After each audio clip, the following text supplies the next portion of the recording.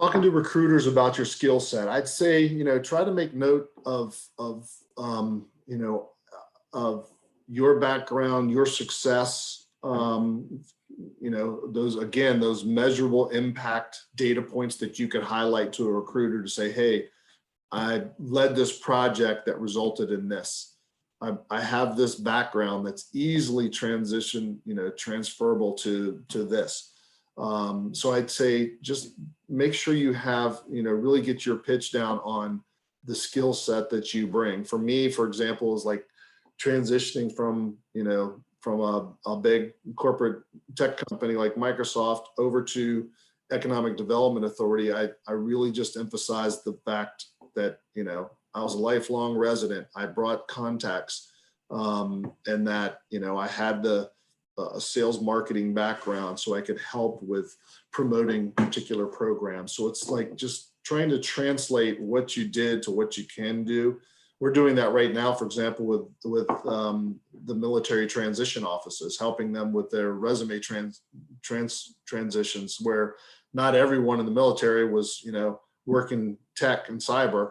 There's plenty of them that were driving tanks or wherever, where it's like, how do you translate what they did driving a tank to this? And I can tell you there's a lot that they can really showcase on, on responsibility and leadership and those type things that really, I think, are translatable. So what we're finding, because I've spent the last year and a half now just learning this world of dealing with the recruiters too, they're all going 100 miles an hour. And we see when we do these virtual career fairs too, we can see how they rate a candidate. If they just have that 5-minute clock where they're chatting with a candidate online, for example, they'll rate them on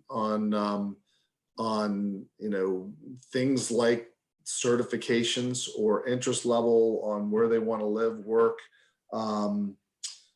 Do they have a security clearance? Because that's just, man, they just cannot find enough people with those. If that's something if you think you would qualify or you have that, you want to emphasize that right out of the gate.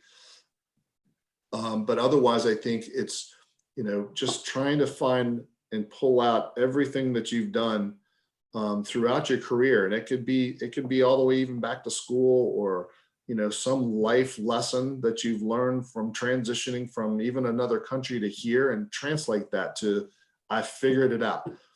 We have someone on our team, man, she just amazes me every day, from India.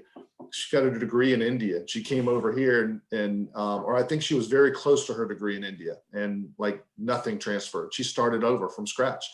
But she was on a mission. She got a degree at George Mason University.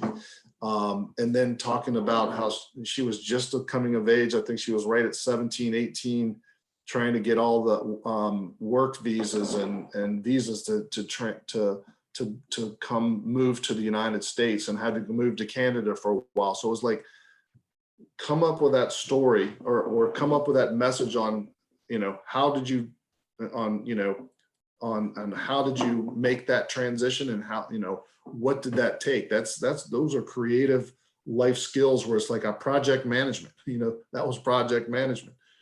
So, just think through creative scenarios that you might not be thinking about on, catching the attention of a recruiter. It was interesting. Someone in the office told me the other day how they got hired at our Economic Development Authority too, where they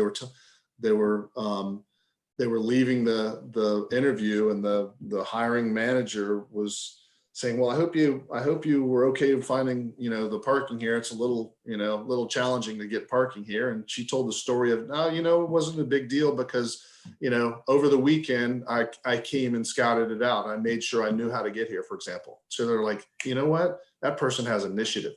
I'm hiring them, and they got the job. So just think about things you think will catch the attention of recruiters, and as well as the hiring managers. And Mike, thanks for bringing those, mentioning those ways to get your skill set in front of someone. And I'll just simply mention that for those of you who have not participated in our career transitions program, tell me about yourself, the team as we call it. We talk to you. That's one of the first things we do work with you on is how to develop that elevator pitch that includes some overview of your relevant skills in a 30-second, 60-second, or even 2-minute version. You work on all of those, you craft them, and then we encourage you to practice them. And you'll get practice at, frankly, every one of the transition meetings as a way to put yourself in a position to be prepared when you meet someone or you get on the phone with a recruiter to say, this is who I am, these are my skills, this is the kind of job I'm looking for. And it's just a really great way to give you confidence and to speak knowledgeably about your skills in a way that someone can understand them. So that's a very important concept, because you may only have a limited amount of time. And I know it's tough to talk about yourself sometimes because you feel like you're patting yourself on the back.